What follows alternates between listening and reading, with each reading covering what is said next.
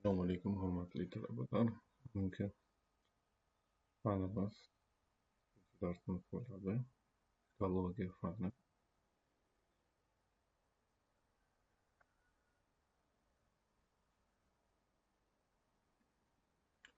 Bugungi mavzumiz ekologiya faniga kirish. Bugun bir 5 ta rejani ko'rib chiqamiz. Birinchi reja ekologiya fan sifati, ekologiyaning asosiy bo'limlari, uchinchi ekologiyaning vazifalari, to'rtinchi ekologiya boshqa fanlar bilan bog'liqligi, beshinchi ekologiyaning rivojlanish tarixi bo'yicha qisqacha ko'rib chiqamiz. Ekologiya atamasi birinchi marta 1866-yilda nemis biologi Ernest Geykel tomonidan kiritilgan. U ekologiya deganda organizmlar va muhitning o'zaro aloqasini tushungan. Ekologiya yunoncha so'zdan olingan bo'lib, oikos uy-joy, makon degan ma'nolarni anglatadi. Bu yerda hozir qisqacha nemis olimi Ernest Geykel haqida ma'lumotlar bor. O'sha nemis zoologi, tabiatshunosi, faylasuf, shifokor va qo'shni qissalar bor. Qo'shimcha Charles Robert Darwin haqida ham ma'lumotlar bor. Ekologiya mazmun jihatdan o'z uyingdagi organizmlar haqidagi fandir, keng ma'noda esa quyidagicha ta'riflashimiz mumkin bo'ladi. Ekologiya bir-biri bilan o'zaro bog'liq organizmlar va ularning atrof-ekologik muhit munosabati yoki organizmlar guruhining atrof muhitga yoki tirik organizmlarning bir-biri va yashash muhiti bilan o'zaro munosabat hisoblanadi. Xorijiy manbalarda ham ekologiya nimaligi haqida qisqacha berilgan. Bu yerda ko'rishimiz mumkin. The study of interactions that take place between organisms and their environment. Ya'ni bu shunday o'rganishki, demak, organizmlar va ularning o'rtasidagi muhit o'rtasida o'zaro munosabatlarni o'rganadi. Bu shuni tushuntiradiki, ya'ni qanday qilib tirik organizmlar bir-biriga va o'zlari yashab turgan dunyoga ta'sir qilishini tushuntiradi.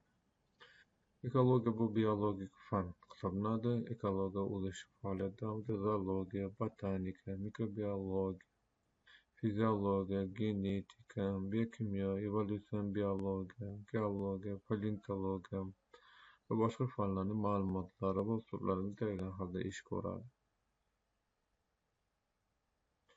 Nima uchun ekologiyani o'rganish kerak degan savol doim tug'iladi. Talabalar ko'pchilik savol berishadi.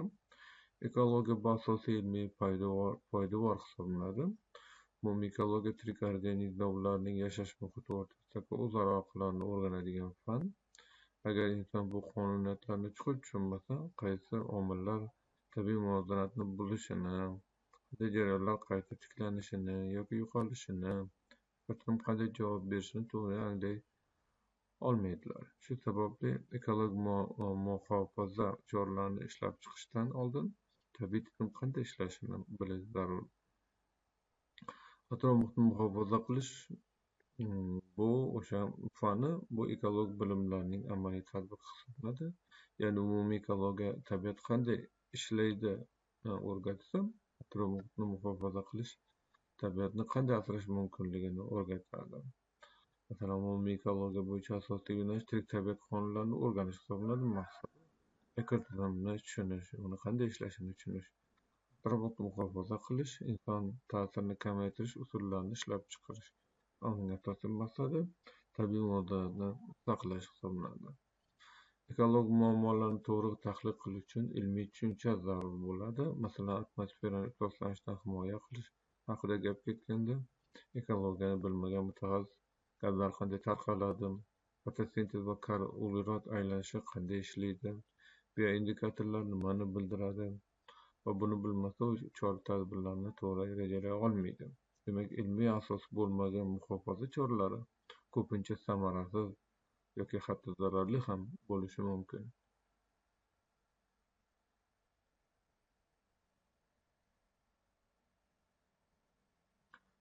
Ekotizim yondashuvi qanday shakllanadi? Ekologiya insonni tabiatning bir qismi sifatida qarashga o'rgatadi. bu yondashuv bo'lmasa, inson tabiatni faqat resurs manbai deb biladi. Ekologiyani o'rganish esa inson va tabiat o'rtasida o'zaro bog'liqlik borligini, har bir faoliyatning ekologik oqibati mavjudligini, muhofaza ishlari kompleks yondashuvni talab qilishini anglatadi. Ekologik fikrlash shakllanadi, qaysiki umumiy ekologiya talabalar ekologik madaniyat va tafakkurni rivojlantiradi. Masalalarga faqat texnik yoki iqtisodiy emas, ekologik nuqtai nazardan qarash, har bir qarorning barqaror rivojlanish tamoyillariga mosligini baholash va keyingi bosqichlarda ekologik menejment, ekologik siyosat, monitoring yoki baholash tizimlarini o'rganish juda zarur.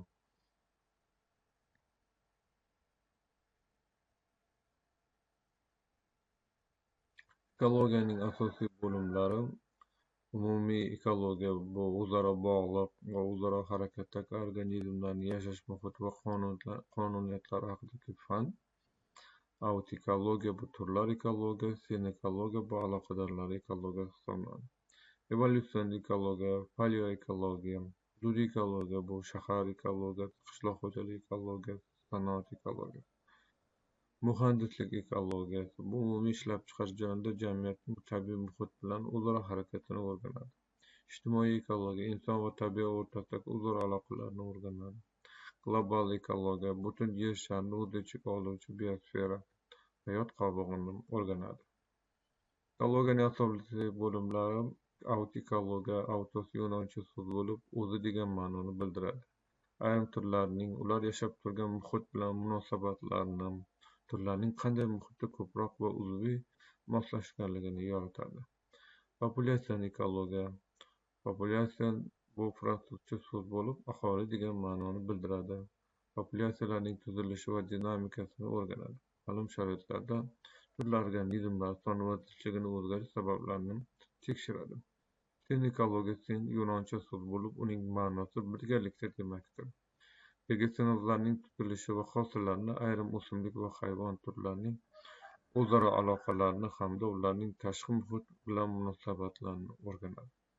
Ekosistemalarni tadqiq qilishning rivojlanishi ekologiyaning yangi bir bo'limi, ya'ni biosfera yunoncha biosxoz, sfera shar, qobiq haqidagi ta'limotni vujudga keltiradi. Ushbu ta'limotning asoschisi Vernadze hisoblanadi. Rus olimi.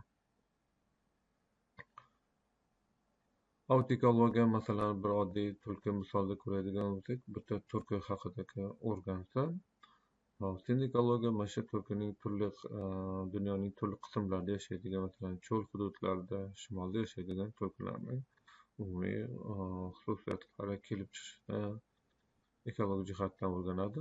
Aloqadorlar ekologiyasi hisoblanadi.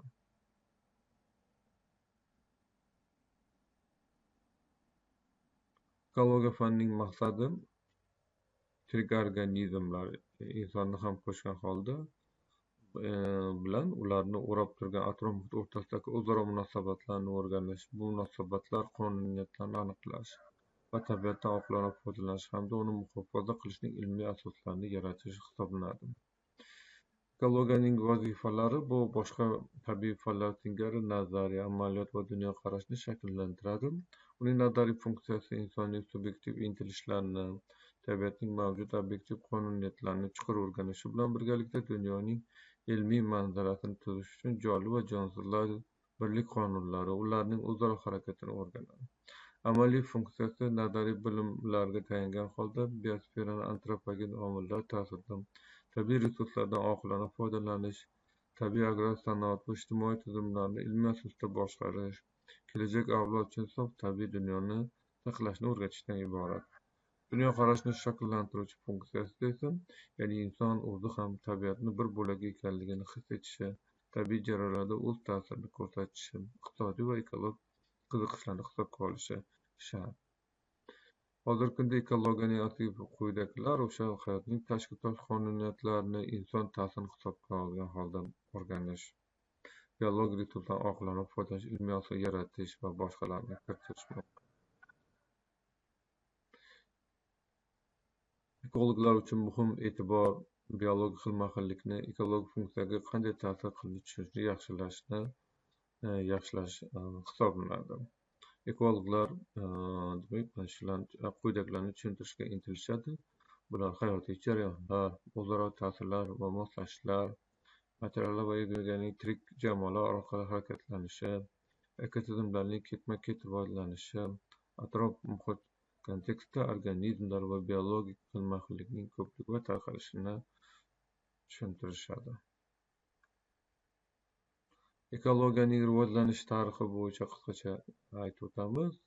Bularda masalan Charles Robert Darwinni kiritish mumkin. Angliyalik olim. Uning asosiy xizmati shundaki, u evolyutsiyani harakatlantiruvchi kuchlarni ochib berdi. 1859-yilda Tabiiy tanlash yo'li bilan turli paydo bo'lish nomli asarini yaratdi. Ernest Geckel o'sha atamani, uning ma'nosini fanga kiritgan olim hisoblanadi. Abu Rayhon Beruniy Markaziy Osiyoda tibbiyot fanining rivojida katta hissa qo'shdi. Hayvonlar, o'simliklarning yil-faslga qarab o'zgarishini asarlarida ta'riflagan. Xorijiy adab olimlaridan Aleksander Gumboldt nemis olimi hisoblanadi. Geograf, sayohatchi. U Ural, Sibir, Yevropa va Markaziy Janubiy Amerikaning tabiatini o'rgangan. O'simliklarning haroratga bog'liq tarqalishini o'rganib, hayot formalarining tasnifini bergan. Vladimir Vernadsky biosfera ta'limoti bo'yicha ishlagan. Daniel Kashkarov zoolog professor, birinchi o'zbek ekolog maktabini yaratuvchilardan biri hisoblanadi.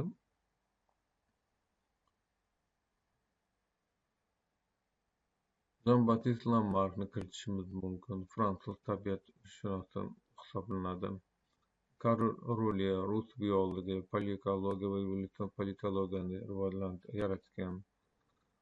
Amerikalik olima Rachel Carson Silent Spring, ya'ni sukunatli yoki sokin bahor asari orqali ekolog ongni uyg'otgan. Inson-tabiat munosabatida yangi yondashuvni kiritgan olim ayollardan hisoblanadi. Yevgeniy Korovin O'zbekistonda ekolog kuzatishlarning asoschisi va tashkilotchisi hisoblanadi. Amerikalik olim Eugene Odom Germaniya asrining mashhur ekolog olimlaridan biri. Ekologiya asosi nomli asarlarning muallifi hisoblanadi. Darsimiz shu bilan bugungi qisqacha darsimiz tugadi. Dars tugashi oldin demak o'sha Orazining bir so'zi bilan yakunlamoqchimiz. Kishi kim ilm ila bo'lsa tavankor, g'am gar yo'qdir anga zalim go'har.